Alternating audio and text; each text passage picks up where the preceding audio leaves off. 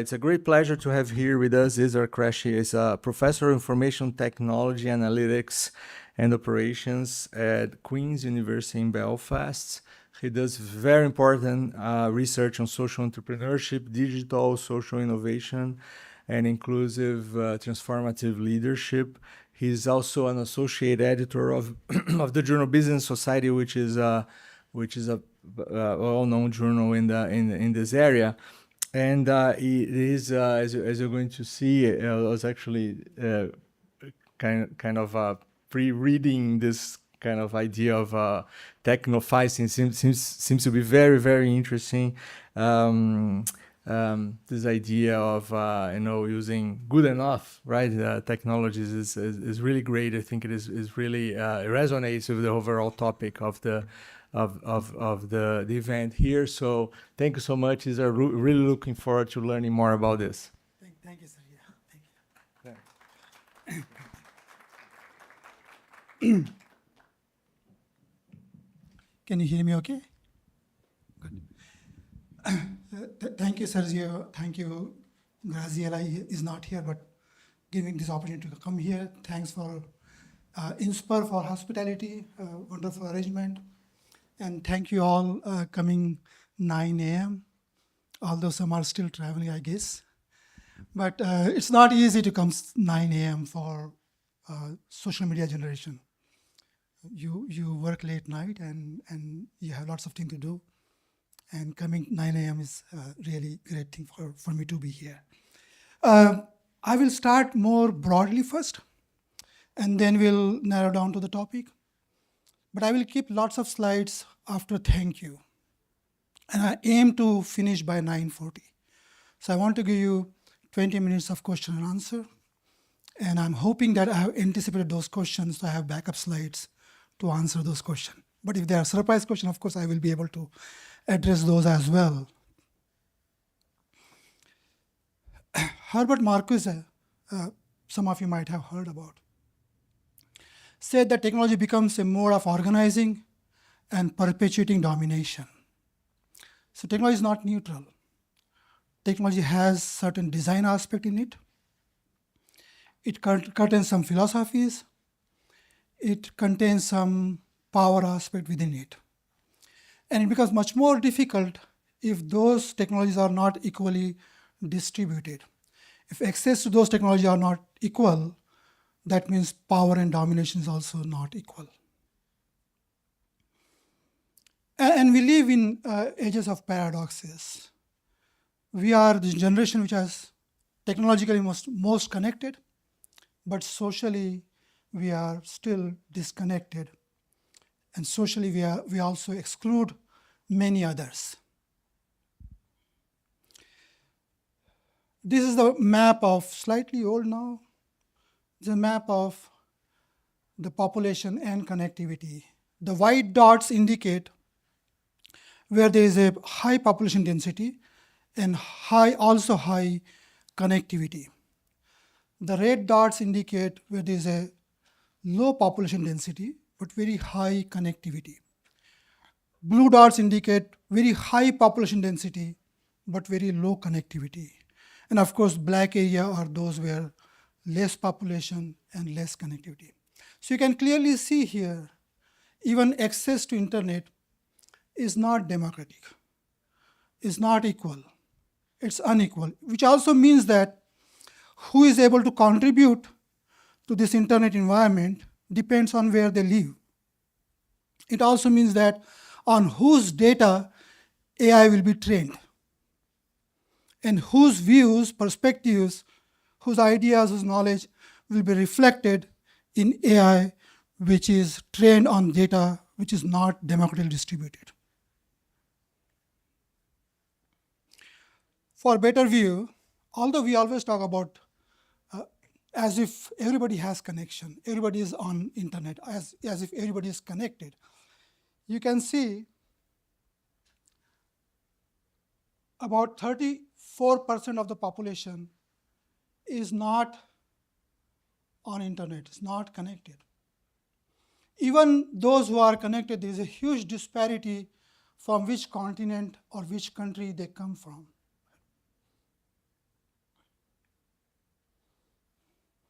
Same story with the under ocean broadband connectivity or fiber optics.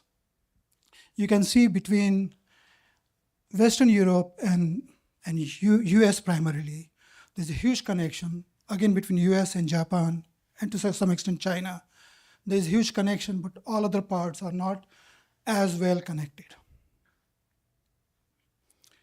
In terms of speed of access and connectivity, the median here is about 86.45 megabytes per second. Everything blue has higher than that median speed. Everything in the shade of red has much lower speed than that, to the extent some of them have less than 1 Mbps speed to connect. In terms of how much it costs to access this connectivity, if you look for fixed broadband internet connectivity, 5 GB download per month, not per day, 5 GB download per month, a person in Liberia will spend, an average person in Liberia will spend 147% of their entire income if they want to access 5 GB per month for entire year. Right? And the same story for many other countries. Now, you might say, well, people have moved on to mobile connectivity. In terms of mobile connectivity, again, same, 5 GB per month, and cost of accessing that 5 GB per month for across the year would cost you about 53.7% of your annual income, average annual income, if you are in Central African country or republic. And then there are many other countries where we will call it more than 25%, 24%. So even though we tend to believe that everybody has access, that access is not equally distributed, and that access is not affordable to many people. In terms of how much ICT development, so there are 19 measures in this index, which, for example, access to smartphone, access to normal phone, cost of accessing internet, infrastructure around the communities, and so on and so forth. And you can see many countries. So as per ITU, an index of 80 and above is reasonable. So anything which has less than 80, they have much poorer index of ICT for development. The issue is then, even though people who are in marginalized contexts in developing countries have less contribution in terms of usage, most of the e-waste ends up in those countries, either as a primary or as secondary e-waste, sometimes directly, sometimes indirectly, sometimes legally, and sometimes not legally. Right? So impact of our use of technology disproportionately happen people who lives in marginalized context. That's about access and inequality. Also, there are issues. The issues, we are still living in the past world, whereas our technology has leapfrogged to future, which we have not been able to yet comprehend, create our laws around it, regulate it well, and as an individual also not able to cope how best we can use these technologies for betterment and well-being rather than for exploitation and harm.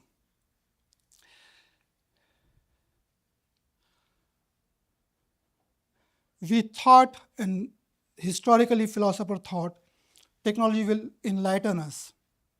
Technology will help us get better access to information. It will make world flat and more equal. However, we are still facing the monster, and I put that in quote because I don't mean literally, monster of technology. We can see rise of tech mega corporations who concentrate all the power, control everything, would want to control every movement of you, every speech of yours, every activity of yours. So for example, if you go to somebody's house and I'm a stranger, I say, okay, I'm not talking to you, I'm just sitting here, I will just listen to your conversation. How odd it will look like, right? A stranger coming to your house, sitting quietly, of course, listening to your conversation with your friends. Yet, we do this every single day in online. We are with our friends on Facebook, Facebook is listening. We are on other social media company is listening to you. Not only listening, recording you, using that data to sell your products. So it has become a controlling aspect and surveillance aspect for the organizations. The platform not only listen to you, not only capture your data, but weaponize that data to make you fight with your friends, with your imagined foes. It creates information chambers where we become a passive consumer of what platform wants us to see, what platform wants us to learn, what platform wants us to fight with. A nice post, a more academic post, a well-argued post never trends. But even a short post where you shout at somebody trends, because the algorithms are incentivized for engagement. A academic dialogue requires thinking, more time to respond, more difficult to understand, whereas a shouting and curse doesn't require much time to understand. We have template in our mind. If I see particular post, I have template. If that person is Democrat, I have a Republican template to curse it. Right? I don't have to think about it. I just want to know which party line, which ideology, which background this person is from. And I can reproduce my existing thoughts instantly to write a rebuttal to that person. Engaging more academically and argumentatively requires time, and we don't have time. Social media requires us to respond quickly. So those tweets, those posts which are more conflicting, controversial, rise on top because of algorithm, and people engage with that. There is statistics where it's been said that only 6 to 10% people tweet 90% or post 90% of the material online. So, and I'm sure most of you are already aware of this, so I don't have to repeat every aspect of it. We have planet-eating machine, and we heard a lot in other keynotes and workshops how much energy and water and rare earth elements are being consumed by our latest technologies. Those costs we don't see with our eyes. And I want to make a disclaimer, I'm not against renewable energy by any means.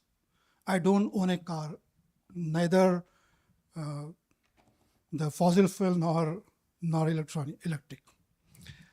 But I want to make this. We want to clean our cities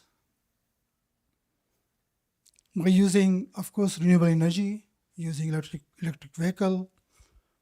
But what we are doing is displacing the pollution geographically and temporally.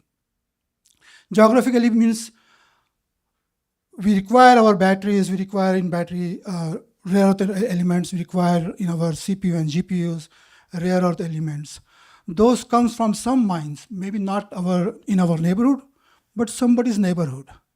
And by definition, rare earth require lots of removal of earth to find small proportion of rare earth minerals. That means in somebody's backyard, we are digging big holes, we are exploiting, we are creating pollution, dust, and destruction. So we have displaced our geographical footprint to somewhere else. Also, we displace temporally. The batteries we use now, the solar panel we use now, the various high-tech instrument we use now comes with expiry date. In near future, for smartphones or distant future for batteries and solar panels, these are going to end up in some dump. Now you might say, oh, we recycle. Yes, we recycle 9% of elements, rare earth elements from smartphones and other things. So that's a pittance in terms of what we are wasting. So it will eventually go in landfill and leach into a landfill of not our backyard, but of some countryside in developing country, and then leach into water table. They don't have filtration plants, so they will drink those waters. So eventually we are trying to displace our footprints either geographically or temporally. So, but we continue to consume those machines, those algorithms, those AI tools. So the monster here is within. It's not somebody else. We can decide not to use this technology. I'm not saying I'm not anti-technology, but do you really require to change your mobile phone every 2 years? What new features you will find which is exponentially different? Right. A disclaimer here, all the pictures I'm using in this presentation is Googled, searched, not using AI. I could have generated using AI. Now, what extraordinary picture you will generate through AI, which you cannot find by Googling online, right? So if you can manage with something which exists already, much better. If you can extend life of your smartphone or your computer, all the best. I'm not saying not to use it. Use only when is required. Let me ask you a few questions. If you can take out your mobile phone and scan.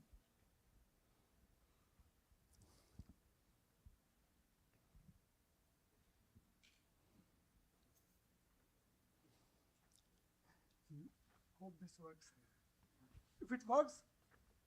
If it works, all credit to Luisa. If it doesn't work, my fault. Make sure. Yes.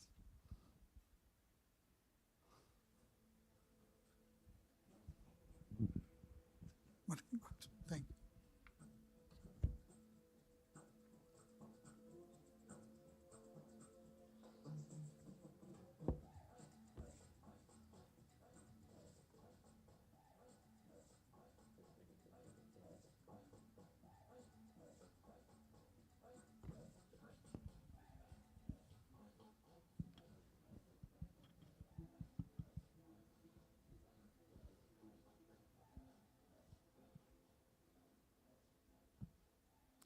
Done. So remember the pattern. I will compare this pattern with data from 8 countries, representative data from 8 countries, about 3,000 survey answer from each country, I guess. So remember this pattern now, and then answer another question.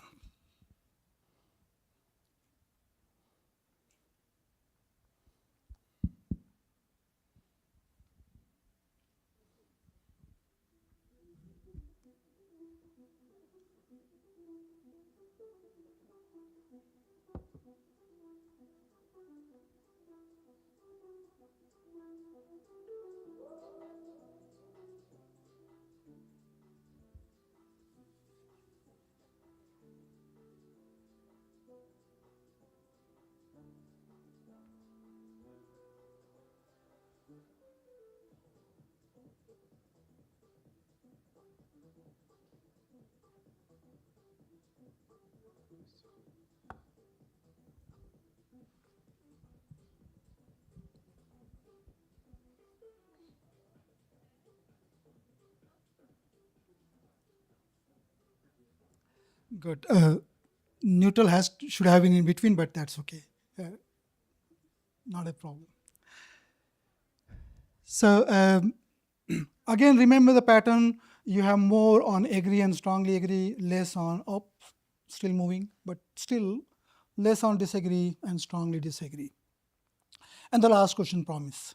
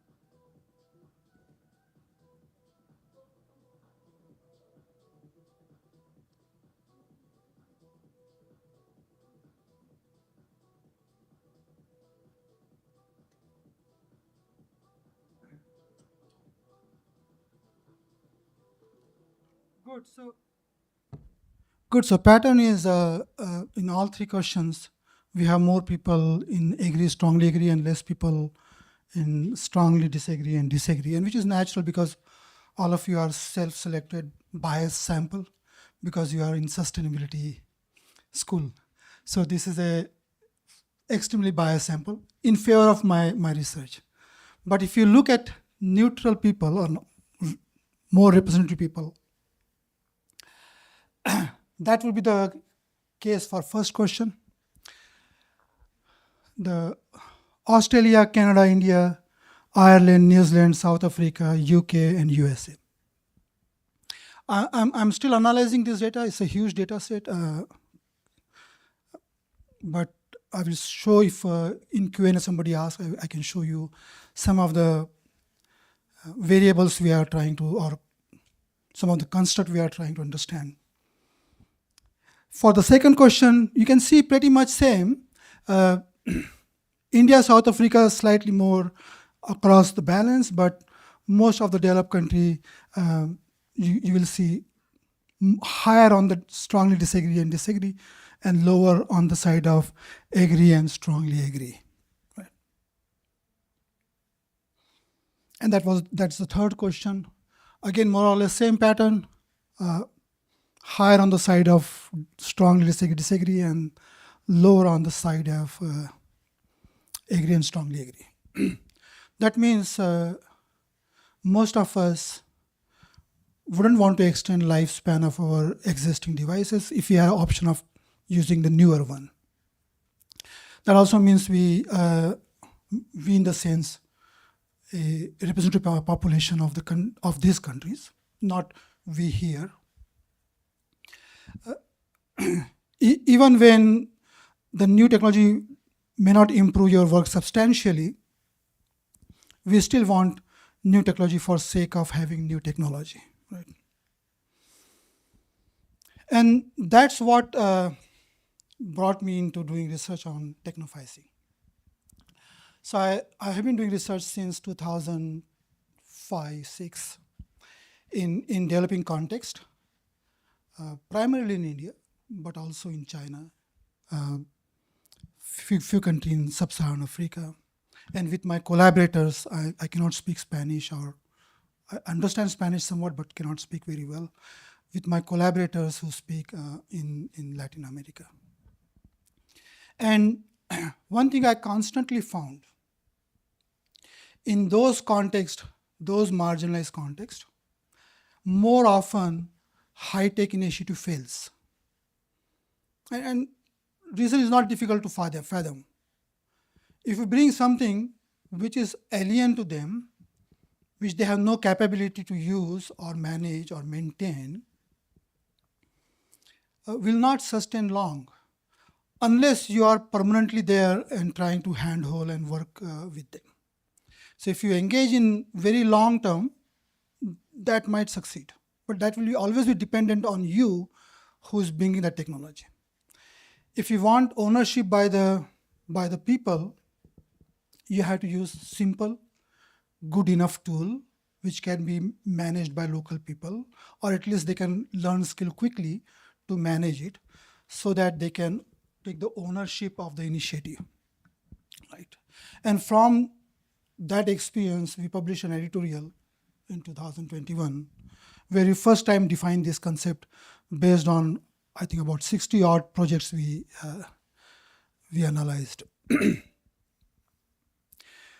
Let me get a example. I think I still have time doing well. And example is slightly difficult in the sense of topic. So there was a Boston headquartered organization, NGO, not for profit, which works across the globe and went to India. Anybody been to India here?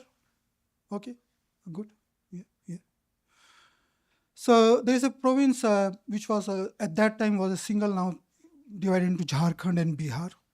So it was a united Bihar then. Went to this very traditional province, and their goal was to help women reproductive health care. So they wanted to educate rural women on their reproductive health care. That topic in anywhere in rural India will be difficult conversation, more so in the traditional Bihar. This organization, because headquartered in Boston and very Western oriented, thought they can go with very graphic pictures and very suggestive costumes. Actually, one of them wore a costume like condom and went to this village to explain about women healthcare. What would be the result of that initiative?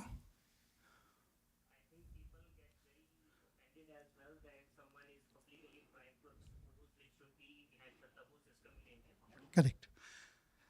The normal expectation will be that these people perhaps will not survive. Right? They did survive, but barely. They did survive, but barely. They managed to run out of the village.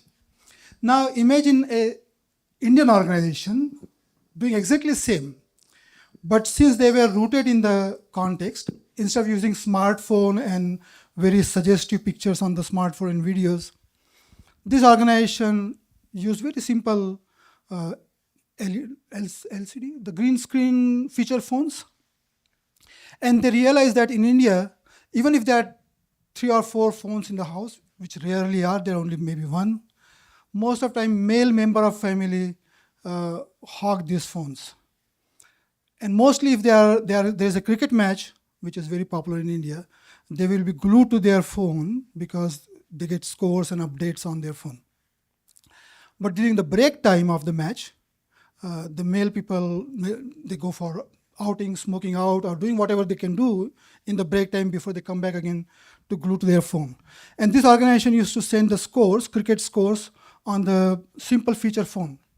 And when there's a break time, they used to send a message to female about their various reproductive health care activities, because they know this is the only time when they have access to this phone. So it was not pictured, it was not actually graphic, it was very simple, using green screen and using very combination of dot and dashes to suggest the message and all things. So a very low-tech solution worked very well and created awareness over a long time versus a very smartphone-based initiative which almost kicked them out from the village, right? So there are many such cases I can narrate where a good enough technology is much more powerful, much more useful, much more adopted compared to a high-tech solution. So there are 3 aspects. Technology, if you have three choices of using technology, use the one which is simplest. If all 3 of them deliver same outcome, use the one which is simplest to use. Your idea should be about social first. That means what problem you are trying to solve, which are the issues you are trying to address. Think about it. Maybe technology is not a solution for that. Thank you. Maybe technology is not a solution for that. You don't need technology if you can do it face to face. But idea is to be understanding what the problem is, and then design your solution which are contextual in the environment where you are trying to address the problem. It has several philosophical roots. I will not bother you with all of them, but suffice to say, this is not a very new idea. Although term is new, but conceptually and philosophically is rooted in rich tradition of several famous philosophers. We use this in the context in field, and you can read my paper on this, on knowledge commoning, how a very simple technology can be used to identify, locate indigenous knowledge for those same people, not to use that knowledge for outside people or take it extractive. But many of this practice has been losing ground for hundreds of years. But some people still have those ideas, those knowledge kept with them. You can identify those people, help them capture through simple videos, use or give them smaller projector where they can share with other villagers nearby, those who have lost this knowledge. And then you can rebuild that knowledge into communities, which we call it knowledge commoning in this context. Again, we are not talking about a huge platform-based solution to store in the clouds or something, nothing. Simple video capture and pocket projectors which can use the normal wall of the house to project it. Why pocket projector? Because many of these villages don't have electricity 24/7. Whenever there is electricity, you can charge this pocket projector and can be used any other time when there is no electricity. And there are many other aspects of Technoficing in this project. There's another project. Again, I will not go through all the details. You can read the paper when you have time. But the idea here is instead of bringing technological solution from the city, you can use now available simple WhatsApp chat to create groups, share their photos or images in terms of their products, where they can get feedback from people who are potential buyer in the city. So in sense of that, you can use very bare minimum technology to create awareness and create connection between potential buyer and seller.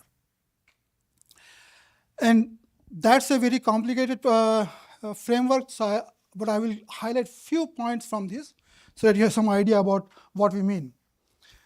We mean, if you are trying to help marginalized community, don't go with a solution because that's certainly going to not fit in their context. First, identify who the beneficiary you want to help. Is it a young girl who has access to education? Is it elderly people who have problem with mobility? Is it some marginalized group of people who are excluded from the society? Identify those people first. Then ask them what is their most important social issue. They will tell you what they want most. There is no use bringing a huge telecenter if there is not going to be a bandwidth connectivity, or if there is not going to be having electricity in that village. So ask them which is their most important issue. Then look for local resources. If local resources are sufficient, use those resources to address those problems. If local resources are not sufficient, ask how you can bring external resources to boost local resources. Again, use local resources as a core idea. Because if you don't use local resources, you bring outside, over time these local resources disappear or become unused, and then once external resources are left, they neither have local resources nor external resources. So bring external resources to boost local resources. And then, since you need to bring external resources, you require connectivity. If you require connectivity, then you require technology. If you require technology, your goal should be using technoficing rather than cutting edge technology, and then so on and so forth. But that's the core idea of this model. So, and I can come back to any of these in Q&A if you have more questions. So idea of technoficing is to reduce material throughput. So if you can extend the life of existing technology, existing devices, less consumption of additional resources. You can create, because you are building it with the people, you can create more sufficiency or self-reliance in the group. And then you can reduce dependency from outside world, either corporate or government or XYZ. And ultimately, you can create more resilience in the community because they can manage their own resources and own technology and own projects. Again, to summarize, social first, technology second, because the solution has to solve the problem first. If technology is required, you will use it. If not required, that's fine. If you use technology, good enough is powerful enough. Local knowledge is not a constraint, but it's an asset. You leverage local knowledge so that people can then build on top of it. Design for repair, reuse, and longevity, not about use and throw. Minimize data extraction, so leave data in the village or the community themselves rather than extracting them as a power of oil, digital oil. Co-create with marginalize, measure impact and dignity, not in downloads and engagement. When technology bends people rather than people bending technology, inclusion becomes possible. Thank you.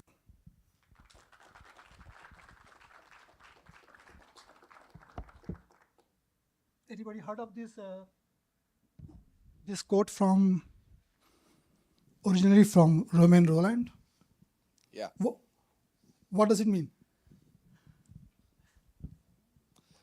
Think too much about something will obviously think about the and then pessimistic outcome. Then once you actually try to do something, instead of like overthinking it, then we can achieve much better. Bit. Yeah. for other people. If we overthink about an issue or a subject, obviously we're only going to see like the pessimist outcome and what's going to go wrong. But if we actually try to overcome any issues without not thinking too much about it, but without thinking like only the pessimistic view, then we can achieve way much more. Correct. So we will be hearing lots of doom, burst in an entire school year, and which is required which is reality. If we don't act fast, the things are not going to solve.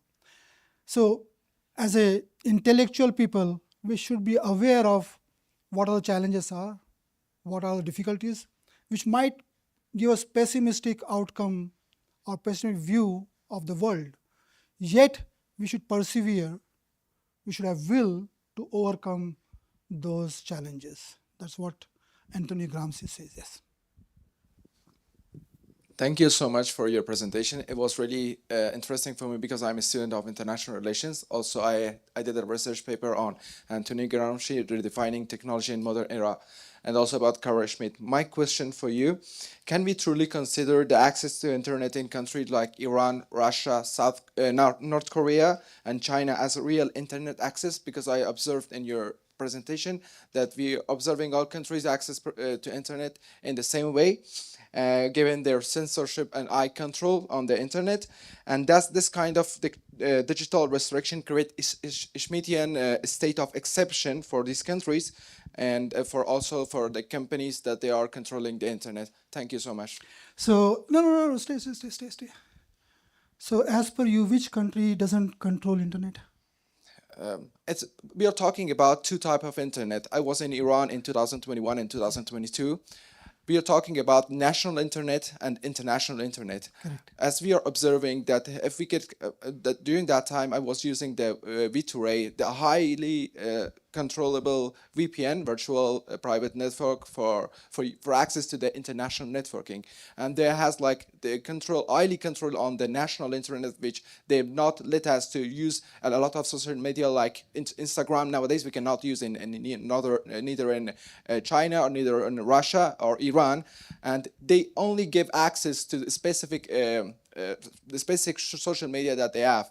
This is why that I'm asking, when we are observing that we are talking about internet that connecting worldwide as the www, and we are in another hand observing that some countries has highly control on the internet and they not let us to connect with other people to another side of the world, but they give us only specific control on what they want to show us. Thank you.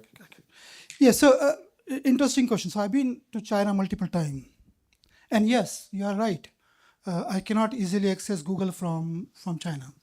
Yes, you are right. I cannot access Facebook from China. And barely LinkedIn. But I can use Baidu and get the same results. I can use RenRen to access social network within China. Am I really disadvantaged in any way if I'm a Chinese person? Yes, you cannot talk bad about the government, but that would be 5% of people who are activists will be affected by that. I'm not supporting that as a good thing. But as a normal person accessing to information, Baidu works equally well as Google works. And for Chinese people, Baidu works much better than Google works, right? So information access is curtailed in some political speech sense, but not in terms of accessing broader information.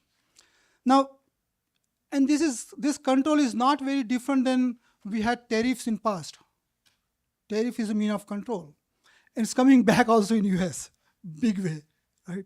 So country want to use their control. If story was other way around, if suppose internet companies of China were bigger than the US before, I bet US would have used same control to let them company grow, which they do many times in different contexts, in different field, in different industries. Since China is becoming much more capable of AI, they are restricting sale of GPU to China, right? So politics is like this. Country want to preserve their power, control their population. Means might be different. Means might be slightly overt and covert. But countries, as you know, international relation, the realist approach, people who have power will exert it, right? So my question is that the countries like Canada and US, they often talk about sustainability, but at the same time during Black Friday, Boxing Day, they are giving smartphones for free. So you don't have to pay anything. And how can we justify this act from these big smart companies as well when the rest of the world don't have the internet? I mean, in one of your slides, you have mentioned that in Liberia, that 147% of the income people are spending to get the fixed broadband. Correct. Yeah. Thank you for the comment. I think it's a wonderful comment. Do you require my response to that? You know, this is a policy, and it's not a very new policy. Once we discovered credit card, we started spending which we don't have, and that all the idea was how we can increase the consumption. If you confine people to consume only with their pocket money, we cannot have exponential growth over time, right? So you design various means of spurting the consumerism. Credit card was one, buy one, get one free offer or the other. And there are many such marketing gimmicks where people use it. The idea here is, if everyone who is able to buy a smartphone already has a smartphone, then my company going to go close, right? So now I need to slow down speed of your current iPhone to sell new one. Right? This is a well-established research where whenever new iPhone is launched, the previous version of iPhone becomes slower. And researchers have established that it was intentional so that you feel much better buying the new iPhone. So there are various gimmicks in terms of to sell new products. Thanks, Professor, for your presentation.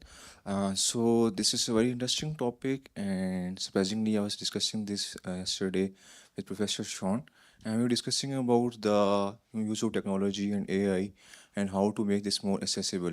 But I have two small questions. Firstly, I have seen a lot of people using technology in a bad manner, and they are creating a lot of problems for the people. And specifically, I belong to Pakistan, and I have seen and that some people nowadays are using technology for blackmailing women specifically. So what do you think? There should be some rules and regulations that should be made by the people in power to use technology. And secondly, I was recently seeing a movie, Mission Impossible, and they were talking about the internet, that in the coming years the whole world will be taken over by internet, and there will be no human race to get the power of. So what do you think? Is it really worth that we should make the technology accessible to all the people? Because I think that all the people are not so much intellect or so much capable to use the technology.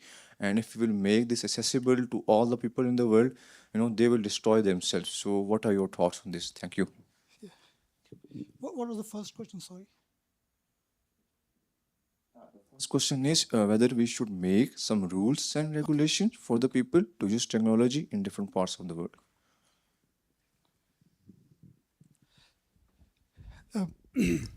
So I'm not anti-technology. I want to make that very clear. I'm not talking about laggards. So I'm not talking about people who are not capable of using technology. I'm talking about people who are pro-technology, capable of using technology, but using discretion not to use it when it's not required. Right? So that's my idea of technoficing. Now, question about whether there has to be rules. I think those who are from IAS background here or computer background here would know during Clinton time, Al Gore was leading administration's approach towards how we regulate or not regulate internet. And in that act or bill, there was a paragraph, actually one sentence was inserted much later, almost towards the release of the bill, that any business using internet or building on top of internet will not be responsible for negative outcomes coming out of. So internet platforms, the host will not be responsible any negative outcome coming out of that initiative or businesses. Right? That a single line or single sentence makes all the social media company not take any responsibility. Right? They simply refer to that article that, well, we are just hosting it, we are not responsible. Somebody make comments on our platform, that's their problem, not ours. We just provide them space or place to interact or make comment, right? So it was a conscious decision to unregulate internet, right? If we want to make a conscious decision to regulate, we can, and we should actually. How come if a product has a negative outcome of health and well-being in any other domain, medicine, food, can be easily tried in the court, why not when social media leads to mental health, depression, and other issues, the companies are not responsible? This is a choice we made. We need to bring back the regulations on if your product is so toxic, it leads to negative outcome, the product has to be banned or product has to be penalized. Right? There has to have regulations to control it. Now, you saw the picture of Donald Trump's inauguration. All tech giants sitting behind him or standing behind him. Do you think US will regulate them? No. This brings me back to the China example. Not everything which bans is bad. Certain things need to be banned because you want to make society better. Now, who makes the decision is different. In a democratic country, people will make the decision and ask their government to do it. In a authoritarian society, a government has monopoly. But how democratic is democratic society? If when there are all tech billionaires standing behind the president and a tech billionaire spending $280 million to elect a president, is that democratic? Is that people deciding, right? Or tech giants? So we try to eulogize democracies, but are they perfect functioning democracy? No, they are oligarchy. At least we saw in the last election. So controls are needed. How that controls can be made depends on how much we are aware, how much we demand, how much we ask our representative to act on behalf of us. The second part of the question, which was about whether everybody should have access to. And this question comes not only in this context, this question comes in the context of climate change also. Should everybody has car? No, it's not sustainable. But who decides who has the car and who doesn't have the car? You might say person Y is not responsible, but are there measures? I think instead of deciding who has access to and who has not access to it, we have to have better regulatory framework which prevents negative outcome rather than asking some people not to be on internet.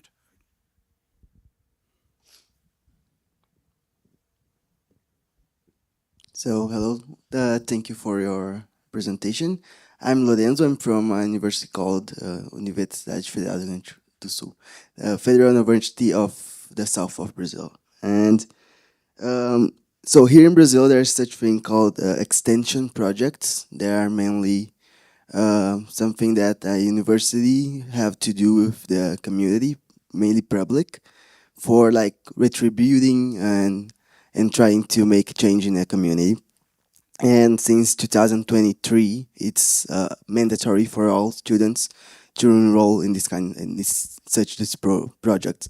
But one thing that we see here is about we are like designed when we are in bachelor studies, for example, to think of good solutions to problems rather than think of like well, not good solutions, but thinking complex solutions because we think complex is better mainly to projects. So I have an example. Last year I worked with indigenous community and they had a store, and the challenge we had in this extension project is how we could help them to sell more of their projects. So I'm an economics student, and we see like it all. We see like we did price analysis, we did demand analysis, we did all such kinds of things. And in the end of the day, they only needed us to make a flyer for them, for example. So all this cost analysis, it didn't really help them. So my question is like, in this context, for example, like how can we manage to, and for example, in the academia, how can we manage to make these like simple, more simple solutions like sexier for us students here? Because like when, for example, when we see like people like presenting simple solutions, we don't like give enough credit, for example. Like we rather to see and think that, oh, that's very like an out of the box solution when things are complex, for example. So that's my question. I still have time, so I can give you an anecdote. So I graduated from one of the top technology institutions in India, IIT Bombay. And when I was graduating there, we had that center still exists, called Sitara. The whole idea of Sitara is to create technology for rural people or marginalized people. And these are fairly the international collaborations of people from Germany, France, other people. And they wanted to come up with a rickshaw which will be very efficient. And they did lots of complex calculation and put multiple different pulleys and all.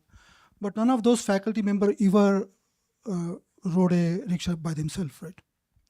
So it was a very technically very foolproof solution which will conserve each ounce of or last bit of energy. And they asked a rickshaw puller to come and try. And that rickshaw puller, because the problem was there were so many pulleys there, the initial part was difficult. So once it is in momentum, it will conserve the energy. But to start it was a very huge effort. So if somebody can push it, yes, it can go very well. That rickshaw puller tried and got off the rickshaw and used the curse word for all this professor and left. Right? So sometimes the complex solution, if you are not rooted in the context, can be problematic. I'm not saying as a researcher, you should not engage with complex problems, of course, because if we are trying to solve wicked problems, grand challenges, we will require to have lots of components, lot of integration from different fields. What I was saying, the front end, the user end has to be simple. If user end is not simple, user will not use it. Like that rickshaw puller just left the rickshaw, right? So while designing, first ask the people what is their problem and what they think the solution would be, probable solution would be. They may not know all the best solutions, but they know what they want. You might have seen Don Tapscat's picture on presumption. The idea is a person wanted to have a swing in their backyard, and these intelligent people thought they will design some big chair and hanging on the big chains and so on and so forth. Whereas the person was thinking a round tire and a sling onto the tree and they can swing. Right? The solution was so simple, but these people who think more complex come with very complex answers. So I think sometimes answers might be simple. Hi, thank you so much for your presentation. I just want to know your thoughts about the increased polarization we have seen from countries like Bangladesh. They're trying to follow what China is doing. They're creating their own version of YouTube, Facebook, to kind of protect their children as well. Sort of content that's on YouTube, for example, it's AI driven, it's no empathy, and it's there's a increasing virtual mental health issues that are induced by this. And then for global north, with an increasing like oligarchy and fascism and all these things going on, who should lead the policy making here? Because professors can always give recommendations, but how can we really fight this like capitalist driven war machine mongering kind of system that just doesn't stop? I wish I knew the answer. I don't. Right. The issue here is they are sometimes possible. So I'm not totally disheartened. Couple of questions here and your question mark to same point. You might have heard about Australia implemented a ban on 16 and younger. Right? So if there's a will, there's a Australia tried something before as well. So they tried to regulate Google and Facebook, which backfired in 2022 because Google and Facebook simply blackened the Australia. And there was a huge pressure from young generation to not implement penalty on Google and Facebook, and they backtracked. But this is the better move, because if you ban 16 and younger, before this social media ingrained into them, when they grow up, they can be more independent. And if we had that generation, when Australia put ban on Google and proposed to put ban on Google on Facebook for not sharing ad revenue with the original content creator, I think outcome would have been different. But we had a population which was much more aligned toward Facebook and Google rather than the requirement of penalizing them. I'm assuming if this generation grow up, they might be much more independent thinker, and maybe then those ban can be put on Google and Facebook. So the short answer is, as an individual, we can think of lots of models. At the end of it, a country, if it is in their jurisdiction, or international body, if it is jurisdiction of international body, will be able to implement it. EU is doing wonderfully well on multiple dimensions. The issue is most of the data are not located there. So they cannot they can regulate within their own confines, but cannot regulate them globally. So the issue here is a big group of countries are willing to take initiative, but they have less control over the tech giants. I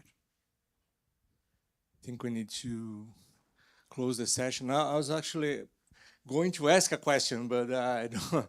So we don't, time's up. So anyway, my question would be along the lines of, because this is a great discussion, and we have this regulation solution, which is always a possibility, but what are the potential incentives, actually? But anyway, we can discuss this over coffee. So thank you so much. Israr, that was a great presentation and great, yeah, that is awesome.